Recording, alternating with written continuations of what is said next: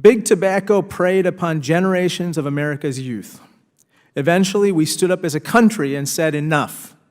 State attorneys general reached a master settlement agreement more than 20 years ago with the 5 largest cigarette manufacturers, forcing them to stop marketing to kids.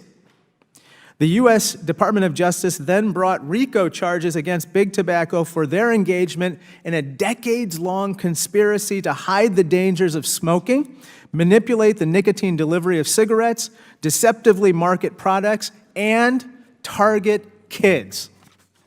While we made tremendous progress in preventing youth nicotine addiction at the start of the millennium, we face a much different challenge today. In 2018, more than 20% of high school and 5% of middle school students are using e-cigarettes. In fact, 3.6 million high school and middle school students used e-cigarettes in 2018, an increase of 1.5 million in 1 year. As a parent of 3 young children myself, including a teenager, these statistics are alarming. In 2018, the leading manufacturer of e-cigarettes, a company by the name of JUUL, saw its share of the e-cigarette marketplace grow from 24% to 76%. And that company's growth also accompanied a spike in youth e-cigarette use by 76%. The surge of e-cigarette use caught nearly everyone off guard. It was quickly labeled an epidemic by the U.S. Surgeon General, the Food and Drug Administration, the Centers for Disease Control and Prevention, and the Department of Health and Human Services. So how did we get here? First, from the documents my office has received thus far in our investigation, I'm extremely concerned about JUUL's marketing tactics, especially and potentially targeting youth. Today, we'll learn how JUUL effectively used social media influencers to build a youth-oriented brand, making vaping a cultural phenomenon. Just before, as an aside, just before I came to this hearing, my wife informed me that my child's high school is now installing vape detectors in the restrooms. I'm very concerned about the negative health consequences of youth nicotine addiction. The ability for kids to get addicted to e-cigarettes and the inability for adults to prevent it poses an unparalleled and unprecedented challenge.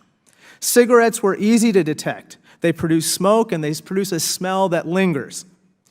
E-cigarettes, on the other hand, are small. They're easily concealable products that produce only a small amount of aerosol that quickly dissipates. Unlike cigarettes that have a harsh taste, JUUL sells many flavors that appeal to youth, including mango, fruit, and mint. In addition, JUULs contain triple the nicotine content of previous e-cigarettes. Yet, 2/3 of Americans between the ages of 15 and 24 do not know that e-cigarettes even contain nicotine. Instead, they think it only contains flavors. Yesterday, our subcommittee heard from 2 brave high school students. JUUL went into their school and gave a presentation that was supposed to be about anti-vaping. After teachers left the room and outside the presence of any parents, the high school students reported to us in sworn testimony yesterday that JUUL gave a presentation that painted their vaping instruments as healthy and left kids believing that they could use e-cigarettes without health risks. When the big tobacco companies settled with states' attorneys general, they were required to release mountains of proprietary documents detailing their plans.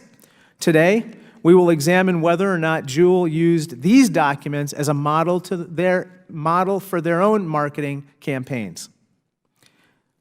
Before I conclude, I want to make one thing clear. The most important task ahead of us today is to help prevent youth e-cigarette use and nicotine addiction.